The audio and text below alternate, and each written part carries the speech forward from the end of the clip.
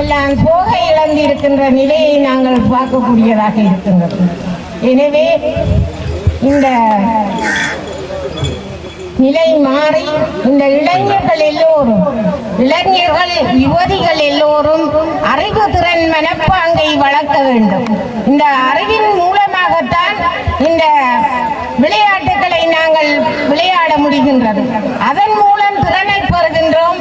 நல்ல மனப்பாங்கு மூலம் வெற்றி பெற்ற அணியும் வெற்றி பெறாத அணியும் கட்டித்தழுவுகின்ற ஒரு நல்ல கைங்கரியத்தை காண முடிகின்றது. எனவே இந்த நல்ல மனப்பாங்குடையவர்களாக அத்தோடு இவர்கள் எல்லோரும் சேர்ந்து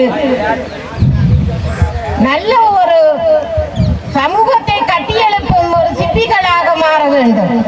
எனவே இந்த விளையாட்டுகள் என்ற வகையிலே பார்க்கும் பொழுது அன்று பாரதி, மகாகவி பாரதி கூறுகின்றார், ஓடி விளையாடு பாப்பா, நீ ஓய்ந்திருக்கல் ஆகாது பாப்பா என்று கூறுகின்றார். அதே போல மாலை முழுவதும் விளையாட்டு என்று கூறுகின்றார். இந்த வகையிலே இந்த விளையாட்டுக்கு அன்று முதல் முக்கியத்துவம் கொடுக்கப்பட்டதாலே அவர்கள் இந்த விளையாட்டுகள் பல, அந்த பல விளையாட்டுகளையும் உலகளாவிய ரீதியிலே இந்த விளையாட்டு போட்டிகளை மக்கள் எல்லோரையும் கவர பண்ணி இந்த விளையாட்டு போட்டியிலே அணிகள் எல்லாம் முன்னணியிலே நிற்கின்ற நிலை பார்க்கக்கூடியதாக இருக்கின்றது. ஒரு பிள்ளை குழந்தை பருவத்திலே அவர் நல்லவராவதும் தீயவராவதும் அன்னை வளர்ப்பினிலே என்று சொல்வார்கள். அன்னை வளர்ப்போடு கூடிய தந்தையும் சேர்ந்துதான் அதோடு சமூகத்திலே சேர்ந்து சமூக மயமாக்கல் பண்பை அவர் பெறுகின்றார். அந்த ஒவ்வொரு இளைஞனும் தன்னுடைய இருப்பை நிலைநாட்டுவதற்கு அவர்கள் அனைவரும் ஒன்று கூடி அணி அணியாக சென்று தங்கள் விளையாட்டுகளை நிறைவாக ஆடுகின்ற போது மகிழ்ச்சி ஏற்படுகின்றது.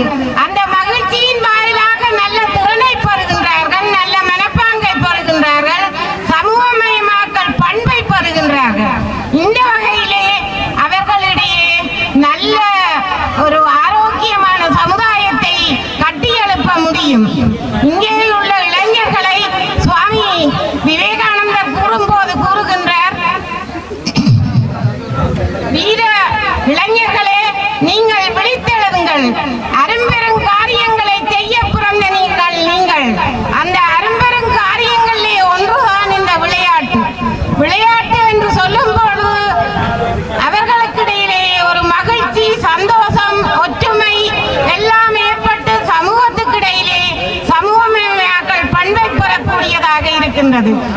இன்றைய நிலையில் நாங்கள் 30 வருடங்களுக்கு அப்பாலே எங்களுடைய முதுகெலும்புகள் எல்லாம் முறிக்கப்பட்ட நிலையிலே மனஞ்சோர்ந்து இருந்தாலும் இப்படியான விளையாட்டுகளை விளையாடி நாங்கள் இந்த இடத்துக்கு வருவதற்கு 30 வருடங்கள் காலதாமதம் எடுத்து எத்தனையோ போராட்டங்கள், எத்தனையோ உண்ணாவிரதங்கள், எத்தனையோ மனச்சோர்வுகளோடு எத்தனையோ வீடுகளை நாங்கள் கழுவி துடைத்து மனச்சோர்வோடு வாழ்ந்த நாங்கள், எங்களுக்கு 2017ஆம் ஆண்டு நல்லாட்சி அரசாங்கம் எங்களை இந்த இடத்துக்கு விட்டது.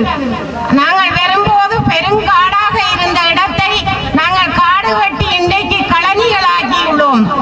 நாங்கள் எல்லோரும் சேர்ந்து எவ்வளவோ கஷ்டப்பட்டு எங்களுடைய வீடுகளை இழந்தோம், உடைமைகளை இழந்தோம், எங்களுடைய பொருட்களை இழந்தோம், உயிர்களை இழந்தோம்.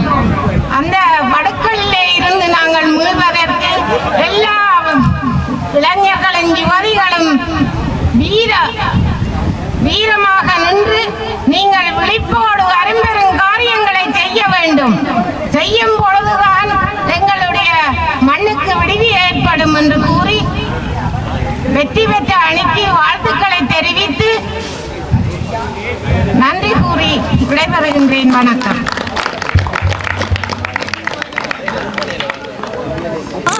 ஓரமாய் ஏங்கி மின்னும் வெண்ணிலாவில் யாரது கள்ள வெண்முயல்?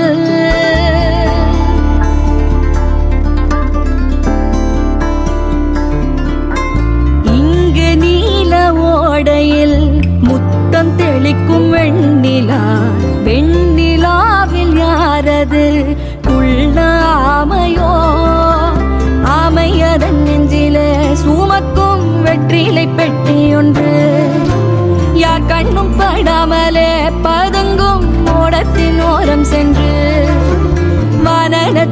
மோதிரம் போல் பூட்டொன்று கொண்டந்த மாயப்பெட்டி பூமியை போட்டிக் கொள்ளும் அளவு வெற்றிலை பற்றும் பெட்டி செல்லமே வா